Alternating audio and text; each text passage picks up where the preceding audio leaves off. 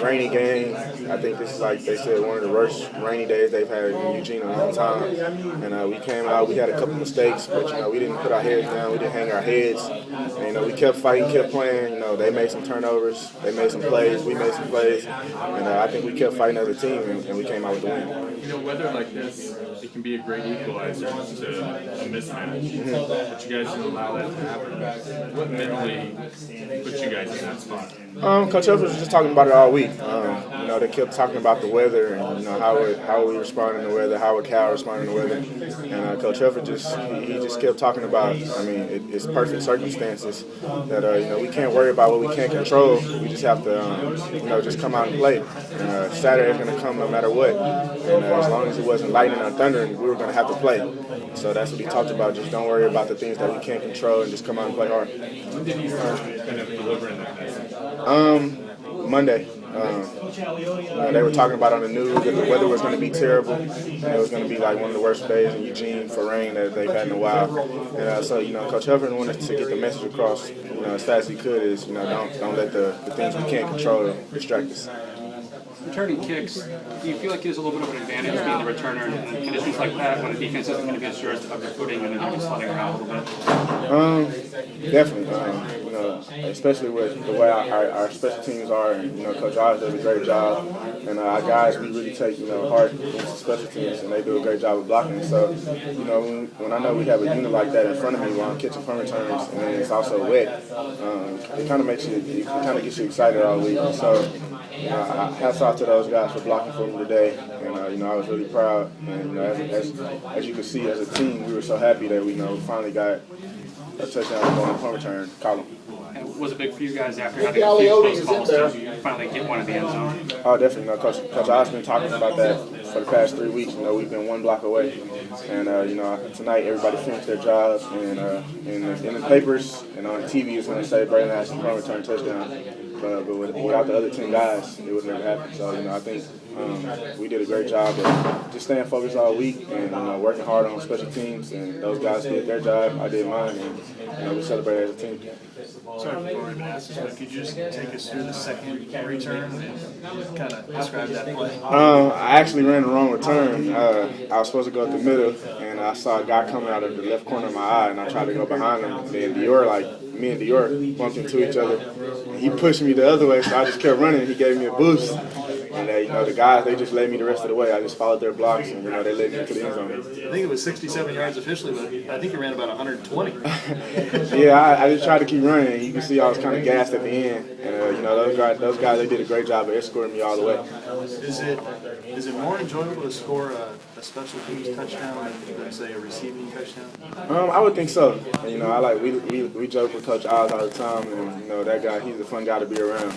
And when we score touchdowns on special teams, when we block punts, you kind of see the sideline goes crazy, and the team goes crazy because we know that makes Coach Oz so happy, and we know how much special teams can change the game. So for you, do you take more pride in one over the other? No, it's all take it all seriously, but I think it's much more excitement for anybody. Special teams, those are the plays that we're just gonna punt the ball, we're just gonna fair catch it, and then you get a block punt or you get a return for a touchdown. I think it blows the game wide open. More challenging field punts in this kind of weather, though? Oh, definitely. A lot of guys kept asking me if I was nervous about fielding this first kind of weather for the first time, and I wasn't really nervous. I was just worried about making sure I keep my technique the same and making sure I still focus on what I was supposed to focus on and don't worry about the weather. Are you taking gloves off? A lot of us had to take our gloves off because it was pretty terrible trying to catch with them on. Like they were so slippery, it was ridiculous. Hey, Bralon, it almost felt like or looked like at the end of that second punt return that you were going, I can't believe I just scored. It's one of those that you got across the goal line and go, I can't believe I didn't go down. Was that your? I just like I said, me and Dior, we ran into each other. He kind of gave me a boost, and next thing you know, I ended up inside the 20-yard line. And those guys just saw 4 green jerseys, 5 green jerseys in front of me, and I was like, wow, those guys really escorted me all the way. And Eric Darty, he had a couple of blocks on that one punt return that were really great. Given that no game has been in question after halftime, do you guys worry at all that if you do get in a meaningful game, you guys may not know how to handle it? No, I don't think that's a question at all, because I think that's what Coach Helfrich preaches a great deal of. And you see when we come out in the second half, it's not just, we're going to lay down now and just, take the dogs off. I think Coach Helfrich does a great job of making sure we're focused in the second half. And, we made some big plays in the second half tonight. And I think, that shows a lot of maturity from our team. And week in and week out, we keep showing maturity. And I think if we continue to grow and continue to mature as a team, we'll be in a great deal. Do you feel that the mindset changes once you're comfortably up 34-0, 41-0? I mean, it's a little bit, I will be totally honest, of course it changes a little bit, but at the same time we know that we can't get off our horses, because, it's still putting on what we put on film each week in and each week out. We know we want to get better, and if we take off the dogs in the second half and we just, be relaxed and lazy, it can hinder us from getting better week to week. Overall, would you say a blowout like this is overall more helpful or hurtful to you guys in terms of overall development? I don't think I could really measure any go either way with it. Each week is a different team, and maybe next week when we play Colorado, they might give us a better game. So we can't worry about the previous games. We're going to enjoy this win for tonight, and then we'll have to put it behind us. Did you know that you had tied the Oregon record for two return TDs? Josh came and said something to me, but I was so tired after that one run, I really couldn't huff.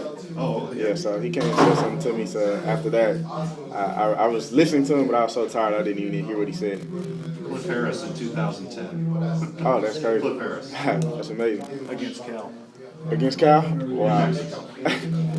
What's that? It was New Mexico. Oh, that's right. Sorry, Sorry, the one against Cal. Sorry. Okay. My bad. Oh.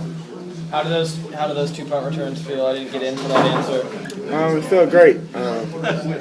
All week long, Coach always talked about how we were so close in the past 3 games, 1 block away or 1 mistake going the wrong way on a return. And tonight we finally got it right. I went the right way, and all those guys, they did their job, great job of escorting me to the end zone. What was it like trying to catch passes, considering the conditions? Man, it was so hard, and we just had to do what we could, and Coach just told us to keep focused and keep trying, and just keep your eyes focused on the ball and watch it all the way in. And you saw drops from both teams tonight, and luckily we were able to get our ground game going pretty well, so I think that helped us out a ton. Have you ever played like anything like that in your life? Back in Texas, where I'm from, it rains, but I've never played in rain like that before, so it was kind of crazy. And I think I heard somebody say that was the worst rain they've seen in Eugene in a while. So we're just happy we came out with the win, and hopefully we don't have to see those conditions again. What happened with the pass? Usually you decided to keep it. Did it slip out of your hand, or what happened? I saw Josh open for a second down the field, and I saw the safety come over. And so, we talked about it. Coach Frost just told me all week, if anything, don't just, throw up a player. You see a lot of guys do that on other, we watch other games and they do trick plays like that. You get a double pass and the guy just throw it and they'll turn it over. And I think that's the worst thing. That's the big momentum swing when you try a trick play and the defense comes up with the ball. So he told me, if anything, just throw it away or take it and run. Yeah. Do you have a nickname? No, I don't. You don't have a nickname? Nah. Got to get Eugene on. They'll figure it out. Are you gonna get superstitious at all? You gonna keep your gloves? Take your gloves off? Because after the gloves came off, you got to do it. No, I the guys joke around all the time that I'm kind of superstitious, because when I warm up in something, after I finish warming up, I want to take it off or I want to try to change anything. So they say I'm kind of superstitious, but I never thought I was. Yeah? Well, you got to think about it. Did you get a flashback to your high school days throwing the football as a core guy? They joked with me about that all week, man. They said they wanted to see if I still had it. So I was hoping the safety wasn't there, but unfortunately he was there and I couldn't throw it to Josh.